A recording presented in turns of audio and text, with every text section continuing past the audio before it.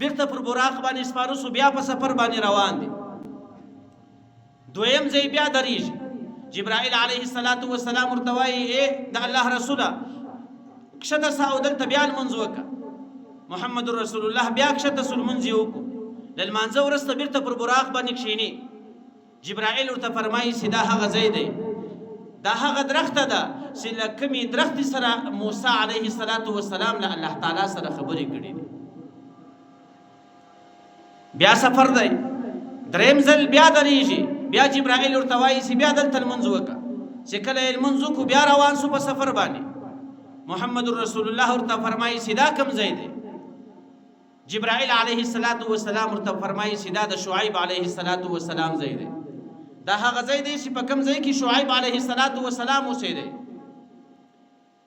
د سفر په حالاتو کې څلورم ځل بیا براق ودرېدی. جبرائیل علیه السلام بیا ورته وایي چې د الله رسول کښته سه لمونځ وکړه. محمد رسول الله چې بیا کله لمونځ وکړو بیا پوښتنه ځینې کوي چې ای جبرائیل دا کوم ځای دی؟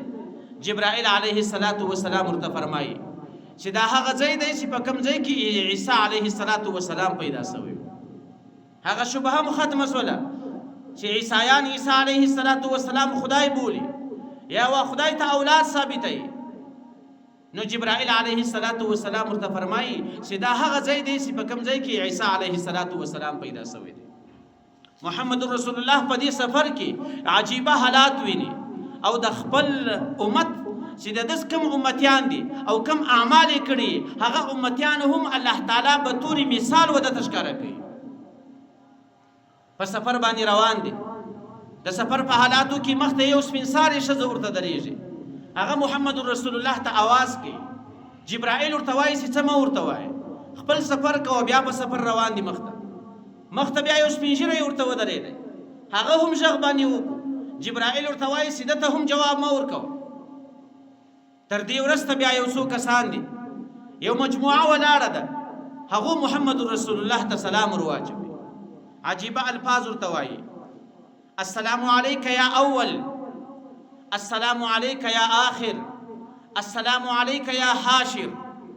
په دغو الفاظو باندې محمد رسول الله ته هغو یوې ټولۍ سلام ورواچوي. جبرائیل علیه السلام ورته وایي چې دغو ته جواب ورکړه. محمد رسول الله صلی الله علیه وسلم و هغې ټولۍ ته د سلام جواب ورکړه.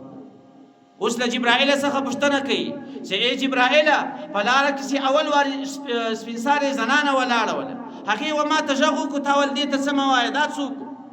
او دویم وارې چې کوم سپین ږیری سړی ولاړ دی هغه اواز راته وکړو تا ول دې ته هم څه مه وایه دا سپین ږیری څوک دی؟ او دغه ټولۍ څوک ده چې ما ته سلام راواچوي او تا ما ته وویل دغو ته جواب ورکړه. جبرائیل علیه السلام ورته فرمایي چې ای د الله رسوله هغه اوله زنانه سپین سارې چې کومه وله هغه دنیا وله. تاسو اندازه ولګوئ د سپین سارې به څومره زندګي پاته وي. د سپین سارې چې زیات عمر پاته سي خو 15 کاله به یې پاته وي. هغه د مرګ وخته چې نږدې سپین سارې وي پر هغې باندې عمر تیر شوی. جبرائیل ورته وایي چې دا د دنیا مثال دی. دنیا داسې ختمېدونکې ده او دنیا دومره پاته ده لکه د دغې سپین سارې عمر چې څومره پاته دی. دومره عرضي زندګي ده، دا به په انسان باندې تېرېږي. نو دغې دنیا دا غوښتل چې ستا توجه و خپل طرف ته راواړئ. ځکه ما تا ته وویل و دنیا ته مه ګوره. محمد رسول الله د دین دپاره د دنیا هیڅ خیال هم نه دی ساتلی. حتی په روایاتو کې راځي چې الدنیا جیفه، دنیا مرداري ده.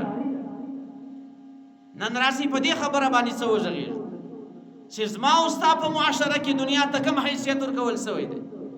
زما او ستا د معاشرې قدرمن سړی څوک دی؟ زما او ستا د معاشرې عزتمن ملک او حاجي څوک دی؟ زما او ستا د معاشرې مشر او په خبره باندې پوه سړی هغه دی چې هغه دنیا لري. داسې خو مو ډېر ځای لیدلی دي چې حج اعلان یې کړی، خلک د حاجي په نامه باندې بولي. ولې؟ د پیسو په خاطر. د پیسو په خاطر بیا حاجي هم ده، د پیسو په خاطر بیا ملک هم ده، د پیسو په خاطر بیا ملا عالم ولی کشر مشر ځوان هر سړی یې قدر کوي. له پیسو والا سره تاسو لیدلی دي په دنیا کې هر سړی کښته پورته ورسره کېږي. هغه به په عمر باندې کشر سړی وي، هغه به ځوان سړی وي، لیکن د دنیا مالک به وي. سپین ږیري به هم لاندې گزاره ورسره کوي، ملا به هم کښته پورته ورسره کېږي، طالب به هم کښته پورته ورسره کېږي، صرف د دنیا په خاطر باندې.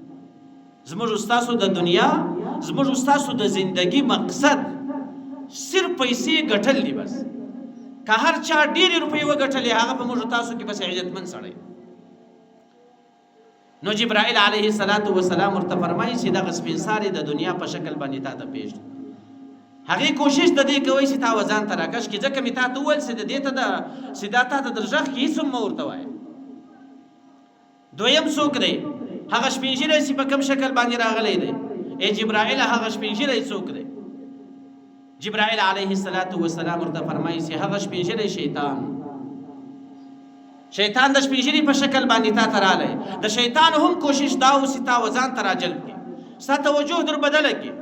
ما تا ته وویل هغه شیطان ته هم چې مه کوه، توجه مه کوه، د شیطان خبره مه منه، د نفس خبره مه منه. محمد رسول الله د هغه سپین ږیري و طرف ته هم نه دي کتلي. ګوره هغه د چا په شکل باندې دی؟ د شیطان په شکل باندې. راسي زموږ ستاسو معاشرې ته، زموږ ستاسو څنګه حالات دي، زموږ ستاسو چې کوم څه زړه غواړي هغه رقم ته کوو. چې شیطان څه راته ویل په هغه حساب باندې روان یو.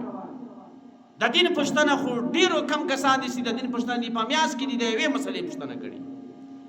دا خو پرېږده چې د مسلې پوښتنه به کوي.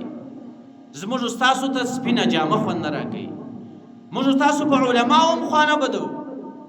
تاسو وګورئ له نن څخه لس ورځې مخکې په پاکستان کې څنګه سړی تللی دی د شیخ ادریس په نامه باندې. الله تعالی دې قبر منور کړي.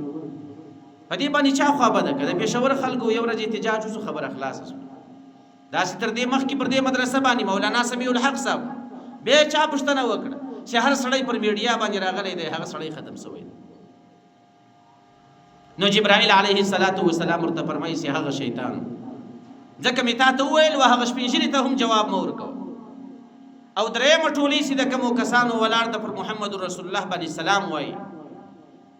جبرائیل علیه السلام ورته فرمایي چې دا موسی علیه السلام، دا عیسی علیه السلام، دا انبیاء کرامو ستا حضور ته ولاړ دي، تا ته سلامي وایي. نو د محمد رسول الله په دغه سفر کې استقبال څوک کوي؟ استقبال انبیاء کرام کوي.